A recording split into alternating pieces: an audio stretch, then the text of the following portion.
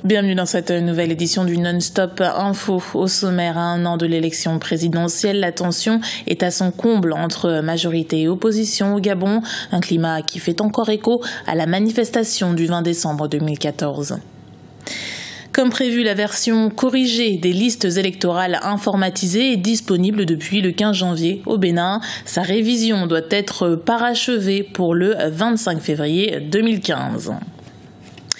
Les banques du Nigeria s'adaptent aux personnalités à mobilité réduite. Elles seraient 25 millions sur les 170 millions d'habitants du pays. Dans la capitale Lagos, des infrastructures leur sont entièrement destinées. Mais d'abord, après en avoir appelé à la communauté internationale, le Tchad rejoint le Cameroun dans la lutte contre Boko Haram. Le président tchadien Idriss Déby Itno l'a annoncé jeudi. Le Tchad enverra des troupes au nord-est de son territoire pour contrer l'avancée des terroristes. Le mouvement semble devenu complètement incontrôlable. Ces exactions sont quasi hebdomadaires. Entre le 3 et le 7 janvier 2015, les villages de Dogon et Baga ont été ciblés par ses membres. Le bilan est de 150 morts. Depuis le 20 décembre 2014, le climat sociopolitique gabonais est particulièrement sensible. Des affrontements entre l'opposition et les forces de l'ordre se sont multipliés à Libreville, la capitale. La manifestation interdite du 20 décembre et qui s'est soldée par un mort est encore dans tous les esprits. Reportage de notre correspondant Douglas Toutoum. Au Gabon, la situation sociopolitique qui prévaut depuis plusieurs mois préoccupe les acteurs au plus haut niveau. Malgré les nombreux appels au dialogue lancés par la société civile et la communauté internationale, la tension politique reste encore perceptible. Une réalité qui interpelle les uns et les autres sur l'avenir du pays. Aucun pays au monde, aucun État démocratique ne peut accepter l'insurrection comme mode d'accès ou de renversement du pouvoir. C'est impossible. Et donc, l'État gabonais, c'est un État de droit avec des lois que, par ailleurs, Ali Bongo n'a pas inventé et ces lois existaient lorsque M. Ping, Miboto et compagnie étaient tous au gouvernement de Omar Bongo Ondimba. Donc, ce n'est pas des hommes neufs, ce sont des lois vieilles qu'eux ont mises en place et qui aujourd'hui s'appliquent à eux. Pour le parti au pouvoir, la mise en place d'un véritable dialogue doit s'accompagner du respect des institutions de la République gabonaise. L'opposition, quant à elle, revendique son droit de manifester. Nous sommes dans un pays démocratique, on va aller à des élections. Mais si vous voulez tuer vos adversaires, si vous voulez les assassiner, si vous voulez les empêcher de s'exprimer, alors vous n'êtes pas pour les élections. Les rapports tendus qu'entretiennent l'opposition politique et le pouvoir suscitent des inquiétudes au sein de la population.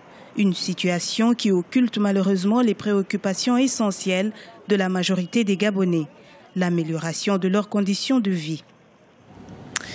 La décision remonte au 30 décembre 2014. Le comité central du Parti congolais du travail, parti au pouvoir, s'était prononcé en faveur d'un changement de la constitution de 2002.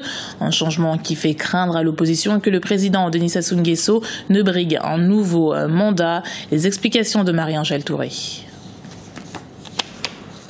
Le PCT, Parti congolais du travail, favorable à une révision de la Constitution. 45 membres dirigeants du parti au pouvoir se sont déclarés en accord avec cette initiative visant à modifier la Constitution de 2002. Modification motivée, selon le parti du président Denis Sassou Nguesso, par une volonté de moderniser les institutions du pays. Changement, c'est simplement vous balayer toute la loi fondamentale actuelle et vous proposer d'aller vers la majorité du peuple et par voie référendaire, proposer une nouvelle formule à l'approbation de la population congolaise, du peuple congolais.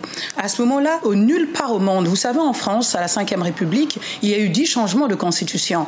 On ne peut pas aujourd'hui dire que dans certains pays, on puisse changer entièrement toute la constitution. Maintenant, ceux qui sont pour le non-changement de cette constitution, ceux qui ont peur de ce changement de constitution, vous disent, si nous changeons entièrement cette loi fondamentale, cela pourrait donner la possibilité à Denis Sassou Nguesso d'être candidat. Il a le droit, c'est dans ses prérogatives, de soumettre à l'approbation du peuple peuple congolais qui souverainement devra se prononcer. Pour ma part, cette constitution gagnerait à être modernisée. L'opposition, pour sa part, affirme que cette révision de la Constitution a pour unique objectif de créer les conditions d'une nouvelle candidature de l'actuel président au scrutin prévu en 2016. Marcel Guitoukoulou, président du Congrès du peuple congolais, évoque même un risque de déstabilisation de l'équilibre politico-social établi depuis quelques années. La conséquence du changement constitutionnel aujourd'hui, c'est de fragiliser une paix que nous avons tous bâtie avec fierté et avec douleur. Ça menace la paix parce que les citoyens ne sont pas prêts aujourd'hui à accepter que le président de la République, par un tour de passe-passe, rempile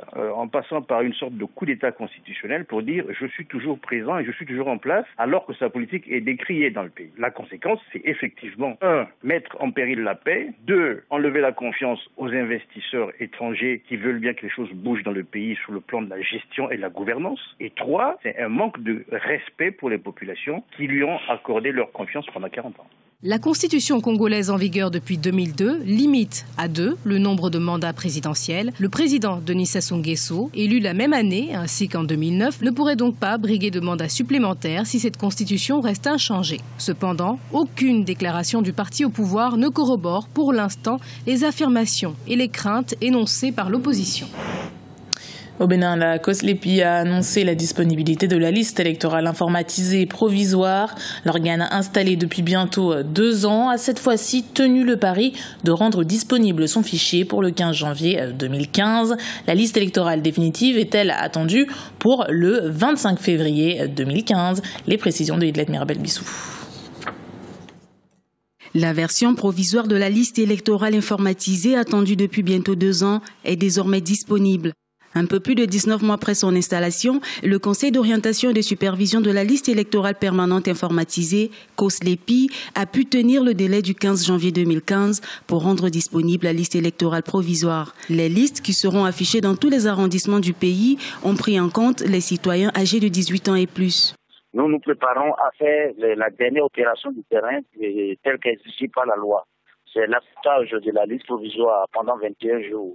Sur toute l'étendue du territoire, par poste de vote, et qu'à partir de là, bien sûr, les réclamations seront faites, prises en compte en moins d'une semaine et la liste définitive sera disponible. Répartis dans les 7 914 centres de vote, ils sont au total 4 435 303 électeurs inscrits sur la liste électorale provisoire. En attendant la mise en conformité de la liste avec les lois en vigueur au Bénin, les réclamations sont attendues auprès du COSLEPI dans les 7 prochains jours. La liste définitive devrait donc être disponible à la date du 25 février 2015. On observe que mise en place pour 6 mois en principe, l'organe est resté près de 2 ans en place.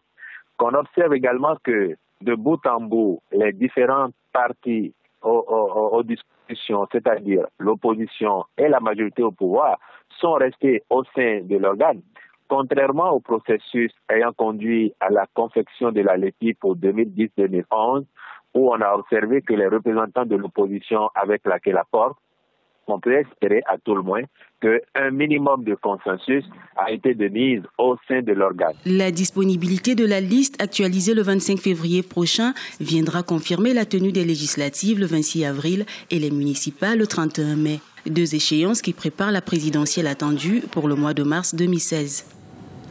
Le sud du Malawi, toujours en proie aux inondations. Depuis plusieurs jours, les pluies diluviennes ont fait déborder les affluents du fleuve Zambèze qui traverse ce pays d'Afrique australe. L'armée a été déployée pour venir en aide aux 100 000 sinistrés que compte le pays. 48 victimes ont été recensées, mais impossible pour les autorités de chiffrer pour l'instant le nombre des disparus. Le Mozambique voisin annonce déjà 16 morts. L'état de catastrophe naturelle a été décrété.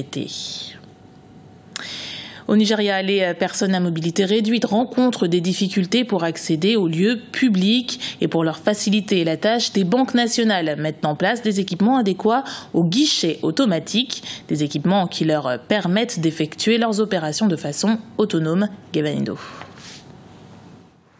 Les banques nigériennes prennent des dispositions en faveur des personnes à mobilité réduite PMR.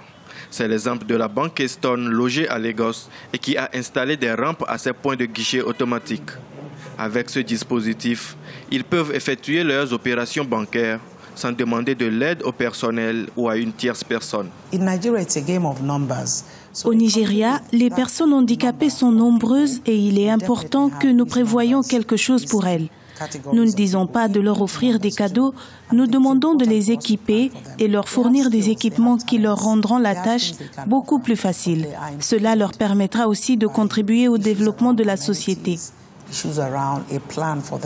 Les PMR rencontrent souvent des difficultés pour accéder aux lieux publics. Sur les 170 millions d'habitants que compte le pays le plus peuplé d'Afrique, près de 25 millions souffrent de mobilité dans leur mouvement, selon le rapport mondial sur le handicap. Ce qui voudrait dire que la demande de l'accessibilité aux lieux publics est grande. Si je vais quelque part et que je veux prendre un bus public, les receveurs disent « N'entrez pas, nous ne pouvons pas vous transporter ». Peu d'entre eux s'arrêtent. Une autre chose, les dispositions n'ont pas été prises pour nous permettre de traverser les passerelles. En mars 2009, le Sénat nigérien a adopté une loi interdisant la discrimination à l'encontre des personnes à mobilité réduite.